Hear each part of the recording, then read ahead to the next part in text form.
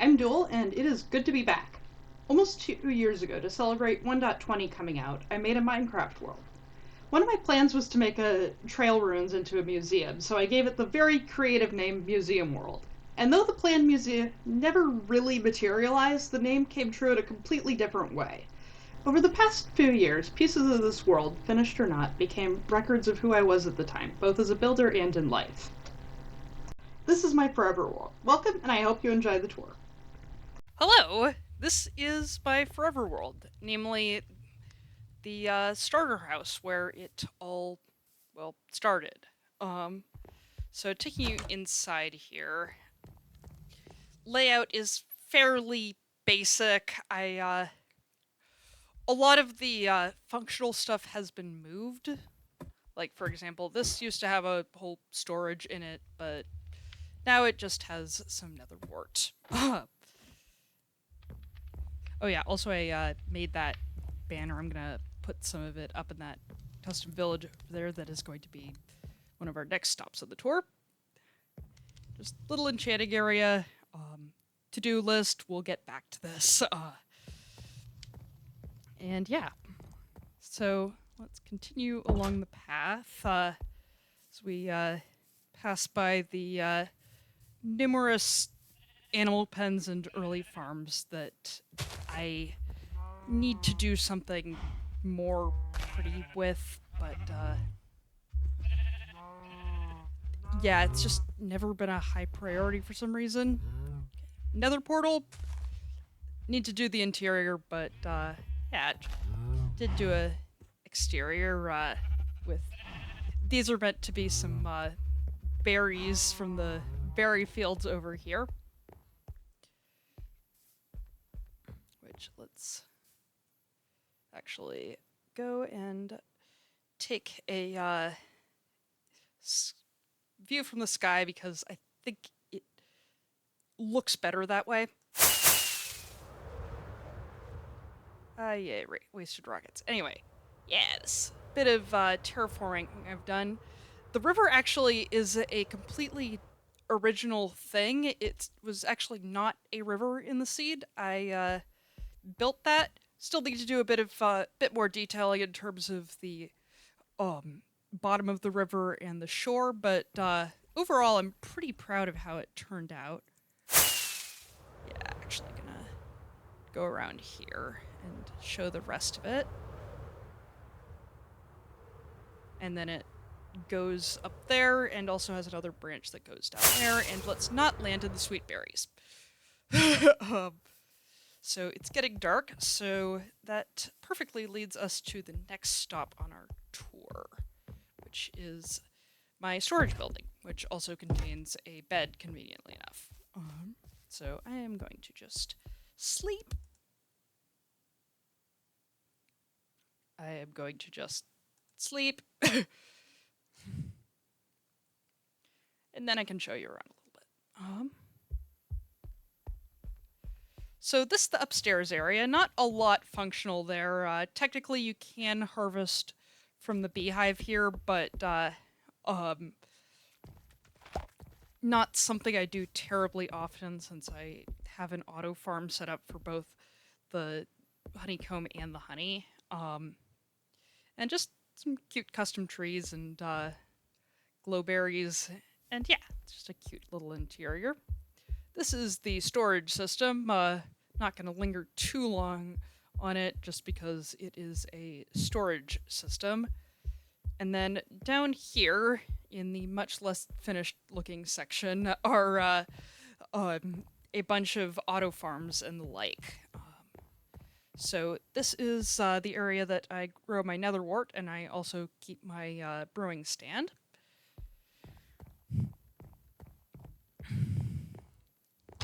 This is where I keep all of my bees' nest. I like having them be able to fly around. Just looks prettier that way. And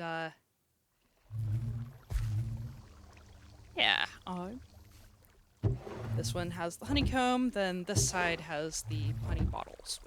Then not all that much in here, apart from the super smelter right here. Still need to do finishing touches on the room, namely the ceiling, but yeah. Hey, Editing Duel here. Just wanted to mention a little something that I forgot to when I was going through the farms down in the basement. One thing I like doing with the designs of them is just using it as an opportunity to try out an aesthetic in a small space. Therefore, you see the very different things like the very industrial smelter room or the big lush cave bee farm or the very dark, spooky looking netherward room. Anyway, okay, back to the tour. So next on our tour is something that I am really... Okay, that was just the bee. Something that I am really proud of. So let's go up here. So this is my very first custom village, and I am really happy with how it turned out. So I was kind of trying to use different blocks than I normally do, hence the large amounts of purpur and the cherry wood, which was actually new at the time. Yeah, this world, I created it when 1.20 first started. It was my first Minecraft update that I was actually there for, and yeah, just was excited about it. So little pond there. I think I got a couple of fish in there. Yes, I do. Houses for the villagers.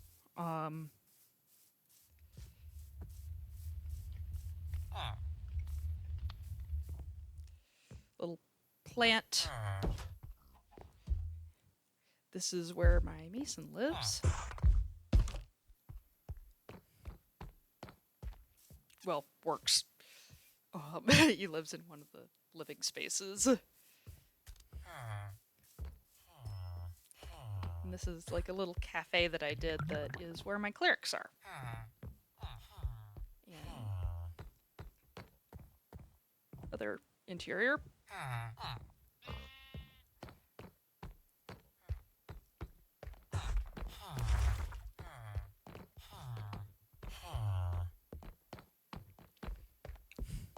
Incidentally, one thing that I did learn from this is that, particularly if I have all of my villagers wandering about, I need to think a little bit more about their pathing. This is where all of my smith villagers are, and Fletchers.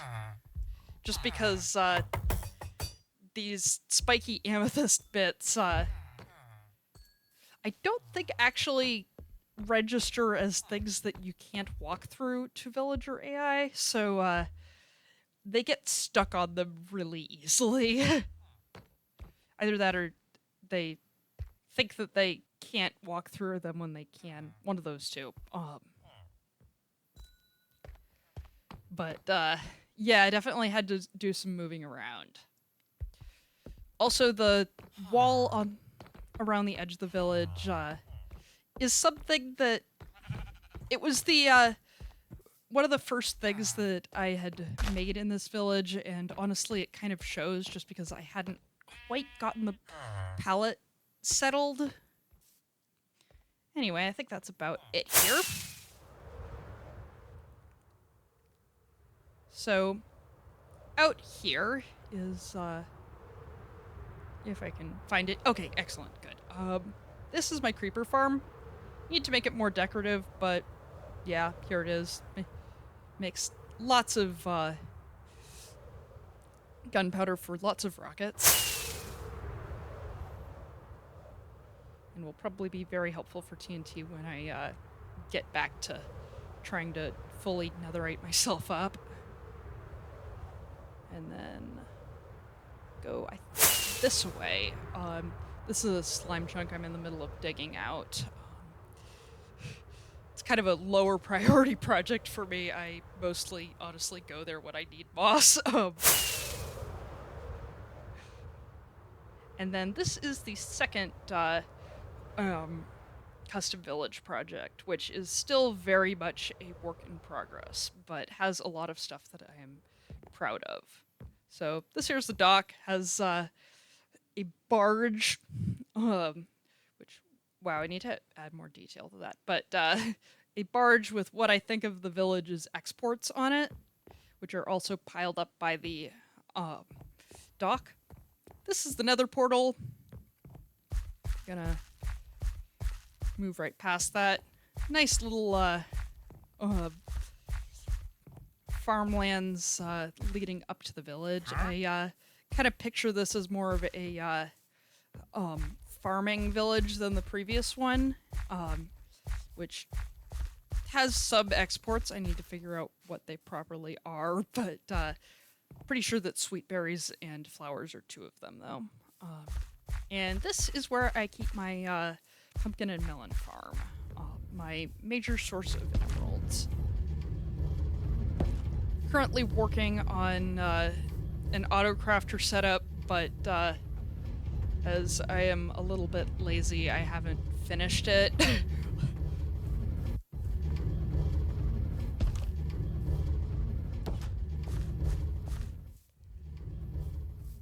And we're gonna take the nether on our way back,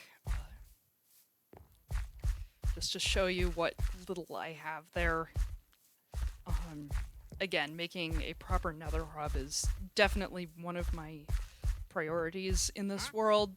One of my many, many priorities. Hello, Mr. Wandering Trader. Did you know there are two of you? Then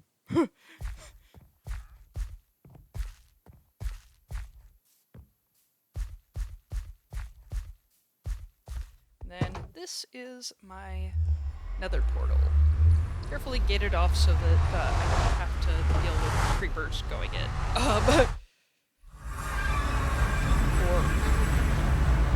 Or zombie piglins going out.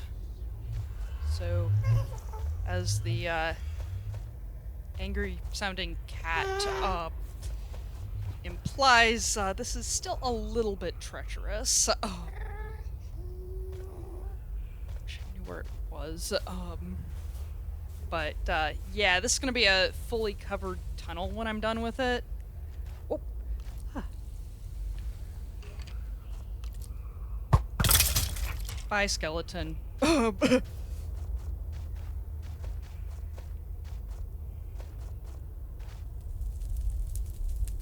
So these torches lead the way to the nether tunnel, I believe, and also gotta be careful because I am not wearing gold. Can't remember where that goes, honestly. I wanna say that it's to a dark forest that is rather far away, but I'm not entirely certain. Also need to be a bit careful in here again because oh yeah, yep, it leads to the dark forest. And more skeletons. Yay! Oh! And yes, I am not wearing gold.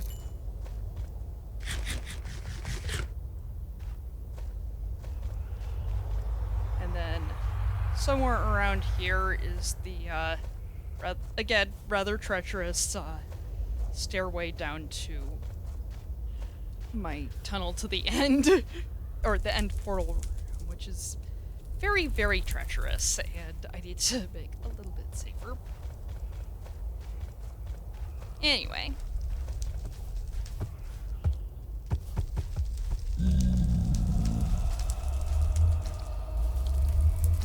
Anyway, don't want to go too far here because I'm not wearing gold. Oh, that's the way to the end.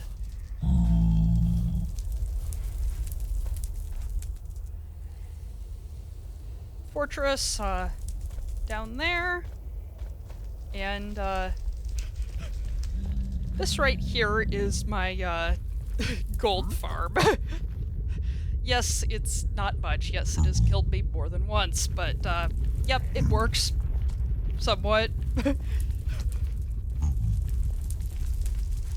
Whoa.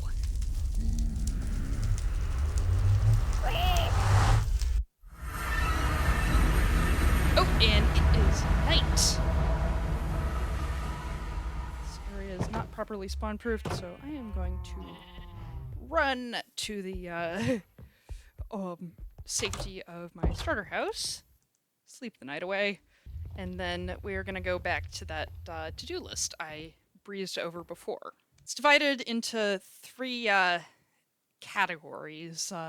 Small tasks, stuff that I'm probably gonna do off camera just because it either takes a short time or doesn't make particularly good video content. This stuff, which is a bit larger of projects and probably will get some time devoted to them in episodes. And these are some long-term big goals that I have.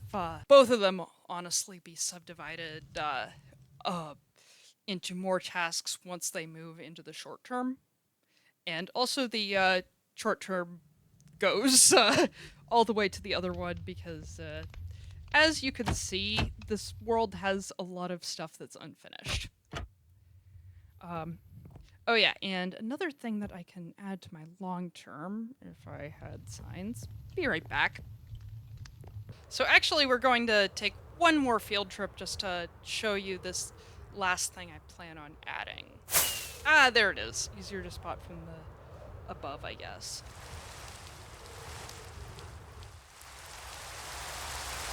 So this here is a trail ruins that I'm in the middle of excavating, and I had the walls or so I don't get any particular surprises when I'm working on it.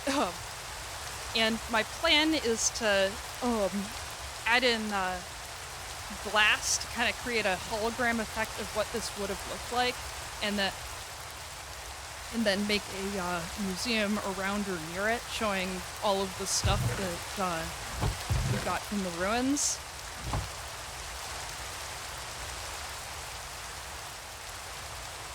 But yeah, this is a project that, despite being the reason that I named this world Museum World, has not gotten a ton of traction. Oh yeah, also the red wool blocks there are marking what item was found in what spot, just because even though it is random what is where in terms of the loot table, I don't know, it just seems like a nice idea just to show where all of the artifacts that we got came from. Anyway, let's go back to the starter house, if I can find it, and we're gonna add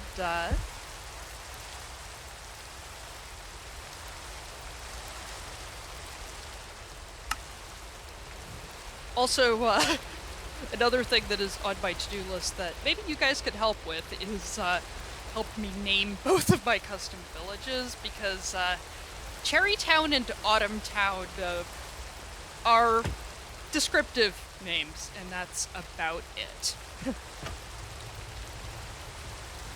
Anyway,